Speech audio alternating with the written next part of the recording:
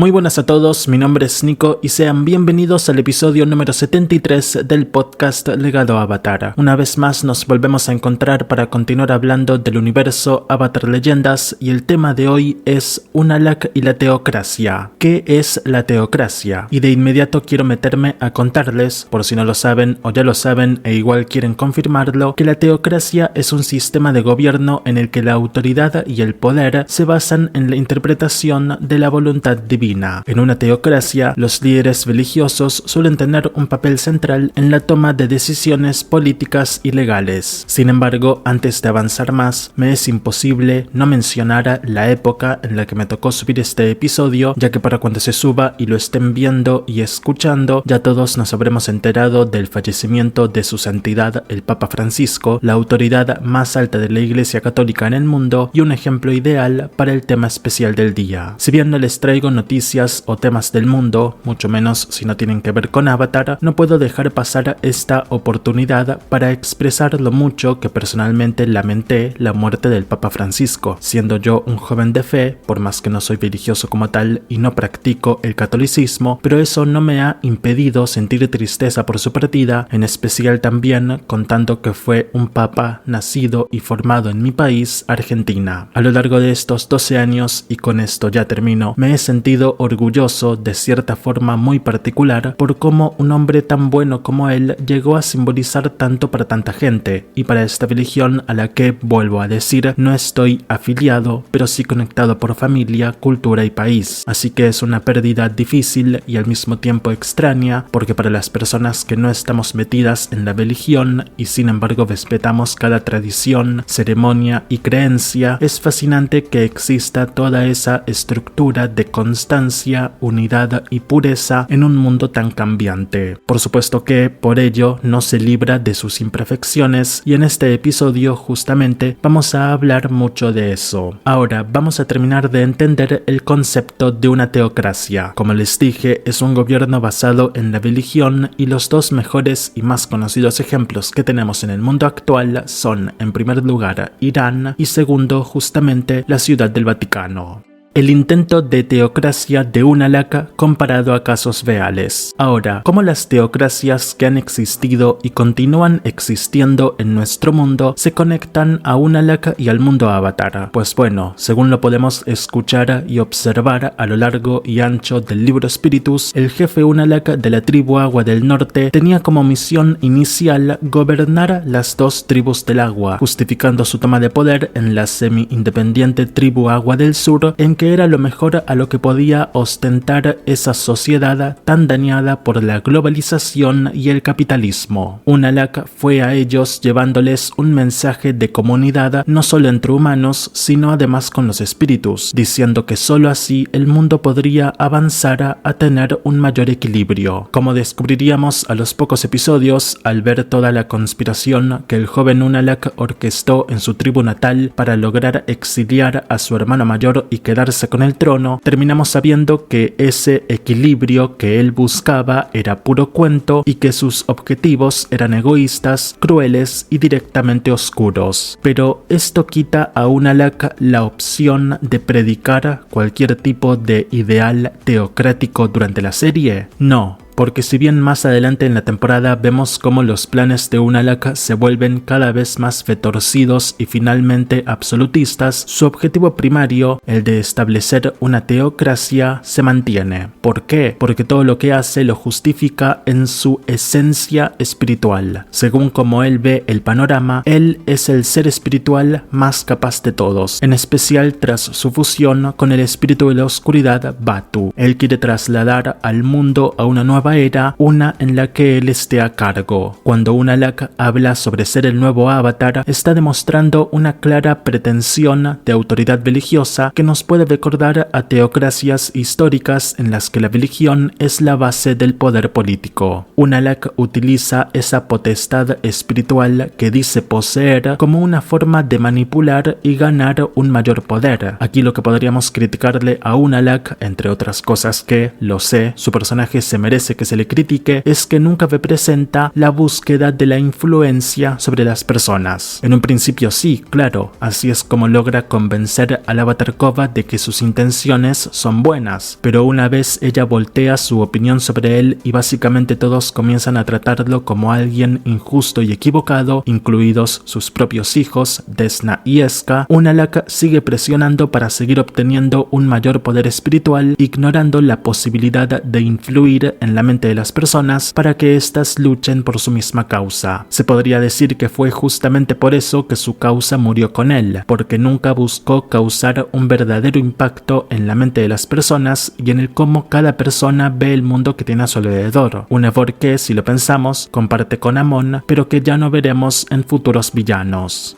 Conectándolo a un caso que existió en verdad, tenemos al Vaticano medieval. Como dije antes, hoy en día el Vaticano, y específicamente el Papa, tiene aún una gran influencia espiritual sobre las personas especialmente católicas, si bien yo, por ejemplo, soy la prueba de que su mensaje puede trascender de los límites religiosos, aunque claro, yo nací y crecí en un país católico. La cosa sería distinta, obviamente, si hubiera nacido en India, por ejemplo, donde se tiene su propia cultura y una religión totalmente distinta. Sin embargo, el poder del Papa no siempre fue solo espiritual, sino que antiguamente, y no hace milenios, aclaro, sino incluso hace menos de un siglo, su influencia alcanzaba a los más altos y poderosos políticos y tiranos, como es el caso del Papa Inocencio III, uno de los papas más poderosos e influyentes de la Edad Media. Su dominio sobre reyes y emperadores, su habilidad para convocar brutales cruzadas y campañas militares, sus exigentes reformas y el llamado uso del derecho canónico le valieron para convertirse en una autoridad religiosa a temer, y tal y como Unalaq, sostuvo que su poder espiritual lo hacía superior a cualquier otro tipo de autoridad terrenal. Otro caso un poco más cercano con el que podemos comparar a Unalaq es el Ayatollah Ruhollah Khomeini, líder religioso y político iraní que lideró la revolución islámica de 1979, tirando abajo a la monarquía iraní y convirtiéndose en el guía supremo del Irán que conocemos hoy en día. Su autoridad se basaba en la idea de que el gobernante debía ser un experto en la ley islámica y por lo tanto su interpretación de la voluntad divina tenía un peso legal y político superior. En ese sentido, lo podemos comparar con Unalaq por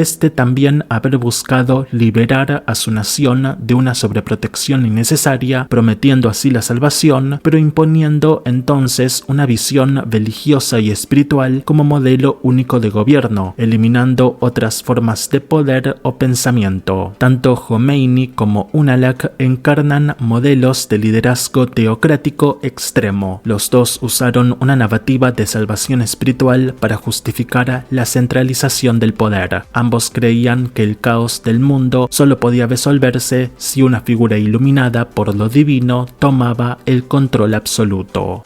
¿En qué falla la teocracia de Unalaq? Pues, en primer lugar, en la idea misma del aislamiento de las tribus agua. Unalaq impulsa la creencia de que las tribus del agua deben evitar los contactos y, sobre todo, las fusiones con personas y costumbres de otras naciones, pues éstas les evitan alcanzar la paz espiritual, algo que también predicaban, dependiendo la época, también se ha dicho, los nómadas aire, al de vez en cuando aislarse de las demás naciones para preservar su iluminación. Obviamente, bajo el contexto de Unalaq, este aislamiento que planteaba solo era una forma de mantener un más facilitado control sobre los pueblos, al presentar a los externos a las tribus como los enemigos, ya fueran otros grupos humanos o los espíritus oscuros, era más sencillo para él centralizar el poder. Ahora, si bien la idea de un aislamiento teocrático no es común, sí se ha visto en algunas sociedades que prefieren mantener una pureza religiosa específica, pero que Unalaq cierre las fronteras de la tribu Agua del Sur es más que nada una estrategia política similar a lo que pasa en Corea del Norte. Como un segundo punto podemos considerar la manipulación que Unalaq ejerce sobre el avatar Kova, pudiéndose ver como un uso de una autoridad religiosa de por sí, es decir, el avatar de la luz, para impulsar y darle una mayor legitimidad a su propia agenda. Pero como dije antes, Unalaq deja de lado esto muy pronto en la temporada, diciendo que ya no necesita a Kova y que ésta sirvió a su propósito, que era abrir el portal del sur. Luego, claro que Unalaq necesitó a Kova de nuevo para abrir el portal espiritual del norte, pero esto ya no se hizo bajo ningún manto de necesidad espiritual o teocrática, sino que Unalaq simplemente extorsionó al avatar con Jinora. Así que, bueno, ahí podemos ignorar un poco todo eso, que ya saben que lo mejor es evitar todo lo posible los guiones del libro Spiritus. Pero bueno, ya para concluir esta idea, la manipulación y el uso de figuras divinas y espirituales es muy común en los gobiernos teocráticos, pero justamente que Unalaq deseche tan inmediatamente este recurso tan valioso y que la propia historia no le reconozca importancia a la influencia de la figura del avatar sobre la gente, puede ser tomado en cuenta como otro fallo en su sistema. Como tercer punto, tenemos a Unalaq usando el control mismo de la espiritualidad para justificar su autoridad. Obviamente, alguien como Kova o cualquier otro humano promedio le tendrá confianza a una persona que dice que se deben purificar los espíritus y enviarlos hacia la luz, al mismo tiempo que los purifica y los envía a la luz. Si Unalaq tan solo apareciera y dijera no confíen en los espíritus, a su vez que no logra probar por qué no hay que confiar en los espíritus y no demostrara una forma en la que uno se pueda defender adecuadamente ante el ataque de un espíritu oscuro, simplemente se lo ignoraría y se buscaría un tipo de salvación propia. Como conclusión, podemos decir que en donde más falla la teocracia de Unalaq es en donde más han fallado las teocracias a lo largo de la historia, en la manipulación de la fe y el abuso del poder político.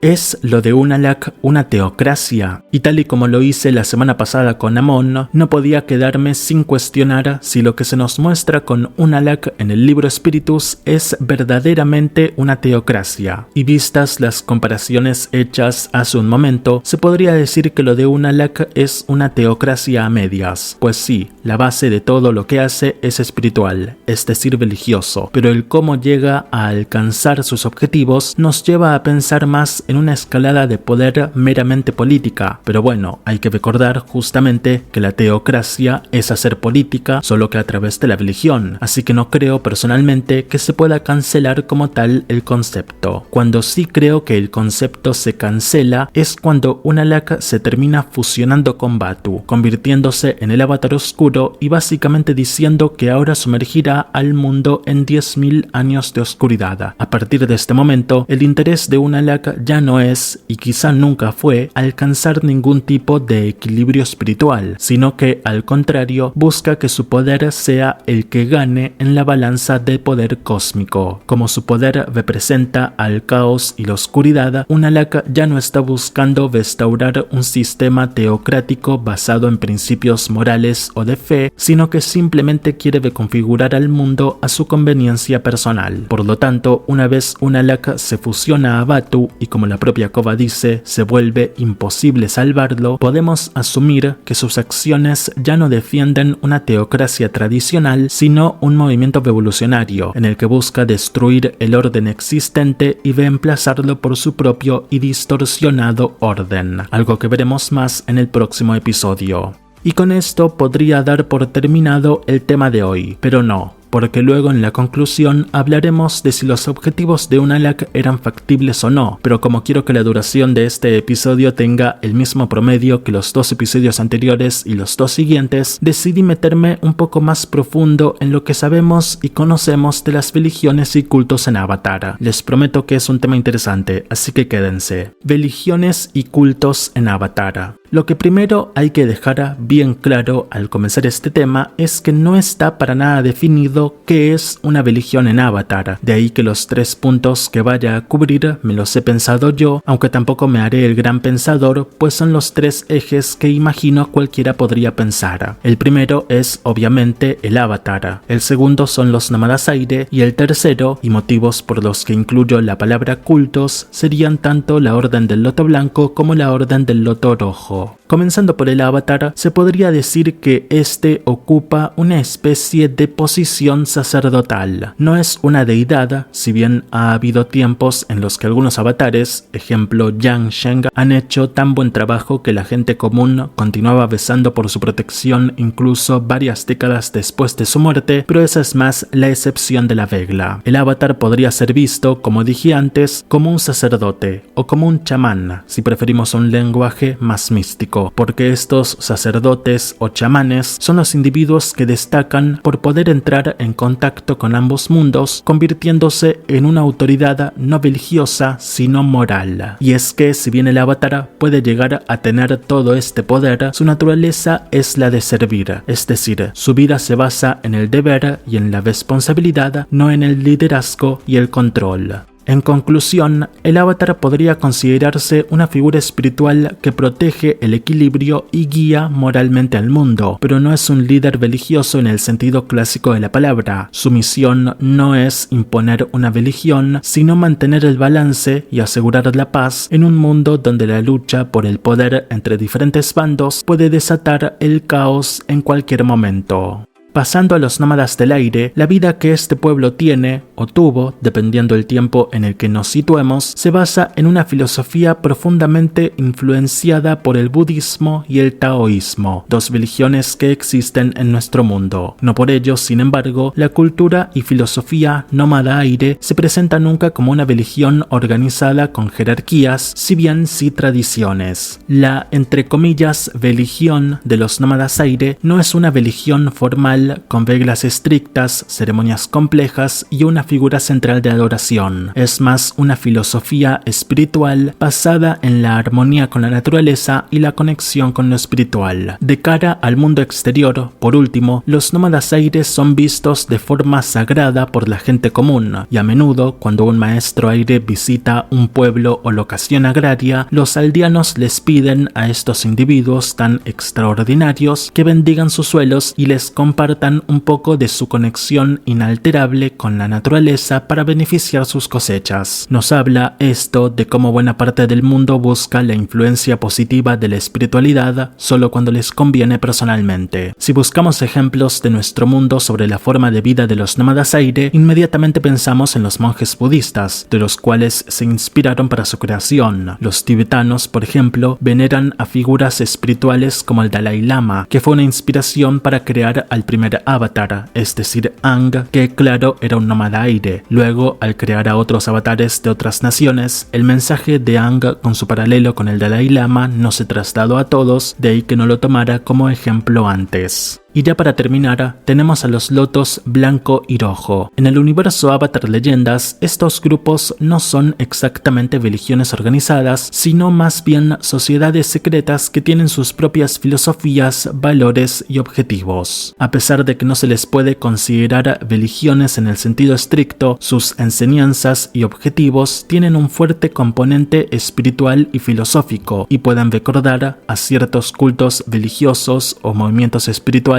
en el mundo real debido a su naturaleza clandestina, el devoto seguimiento de sus miembros y su influencia sobre los eventos y el poder. La Orden del Loto Blanco busca preservar la sabiduría ancestral, promover el equilibrio en el mundo y ayudar a las personas a comprender las fuerzas espirituales que los guían. Este enfoque está más relacionado con las enseñanzas taoístas, budistas y confucianistas del mundo real, que enfatizan la importancia del equilibrio. Por su parte, la Orden del Loto Rojo es un grupo radical que busca imponer su propia visión del equilibrio mundial a través de la violencia y el desorden. Su enfoque no tiene una base espiritual positiva, sino que es un culto al poder, la subversión y la destrucción de estructuras antiguas. No voy a meterme muy de lleno en este tema porque obviamente tendrá total centralidad en el próximo episodio, pero cabe decir que ellos buscan todo lo contrario a lo que buscaba Unalaq con su teocracia o teocracia teocracia modificada, y es que ellos no buscan ningún tipo de organización o institución, ya sea política, moral o religiosa, sino que promueven la libertad absoluta. Si buscamos ejemplos reales para comparar ambas organizaciones, al Loto Blanco podríamos asociarlo a la masonería y a los templarios, ya que estos dos grupos históricamente se han enfocado en el desarrollo de la sabiduría personal y la promoción del bienestar común, así como en la defensa de la justicia y el bien común ante diversos eventos políticos. Y en cuanto al Loto Rojo, podemos asociarlos a movimientos revolucionarios violentos que han derrocado gobiernos y sistemas de poder, como por ejemplo los bolcheviques en la Revolución Rusa o los guerrilleros de izquierda en América Latina durante el siglo XX. De esta forma podemos concluir el tema como lo comenzamos, afirmando que no existen grupos estrictamente religiosos en el mundo Avatar, ni mucho menos figuras veneradas como dioses, sino que hay ciertas similitudes por inspiraciones obvias de los creadores, pero no algo 100% directo.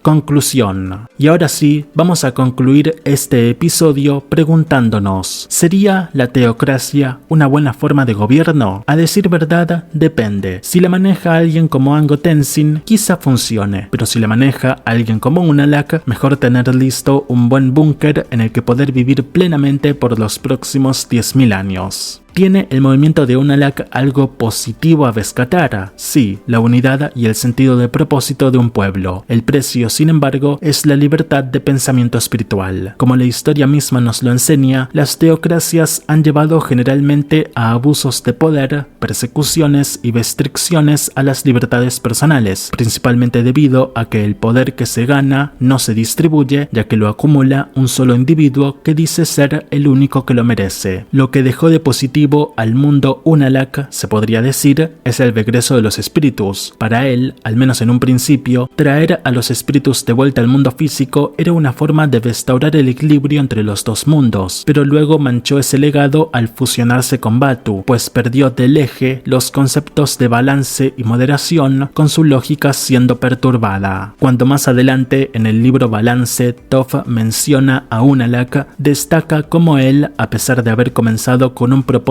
aparentemente legítimo, se perdió en su propia obsesión con el poder, siendo luego incapaz de ver más allá de sus propios intereses, algo que ni el propio Unalaq logró entender nunca, ya que veía al caos como la forma de alcanzar su objetivo, lo cual cobra un mayor sentido cuando luego se descubre que él era del Loto Rojo. La historia de Unalaq es un ejemplo claro de cómo los ideales, incluso los más nobles, pueden corromperse si se llevan a un extremo, lo que al final nos habla sobre lo negativo que es cualquier tipo de gobierno absolutista, ya sea teocrático como el que vimos hoy, o comunista, anarquista o fascista. Aunque bueno, no existe un gobierno anarquista, claro, pero bueno, ya lo veremos la próxima semana. Si bien lo sé, las conclusiones están siendo muy parecidas entre sí, con este episodio prácticamente terminado vamos ya 3 de 5, así que estoy muy entusiasmado por seguir adelante y hacer y publicar, claro, los próximos 2. A todos los que llegaron hasta aquí, los invito a apoyar el podcast de la forma que lo encuentren posible. Si me están viendo desde YouTube, pueden dejarle su me gusta al video y suscribirse al canal. Y si me están escuchando desde Spotify, que sé que son ambos la mayoría, pueden darle a seguir al programa y también lo pueden puntuar con cuantas estrellas lo consideren adecuado. Y si están desde alguna otra plataforma que sé que hay, también los invito a apoyar el proyecto como puedan. Estoy muy feliz de todas las vistas, comentarios positivos y reproducciones que estoy viendo que va teniendo esta 4ª temporada y estoy muy entusiasmado por seguir adelante todo el año. Sin nada más que decir, me despido. Gracias y hasta la próxima.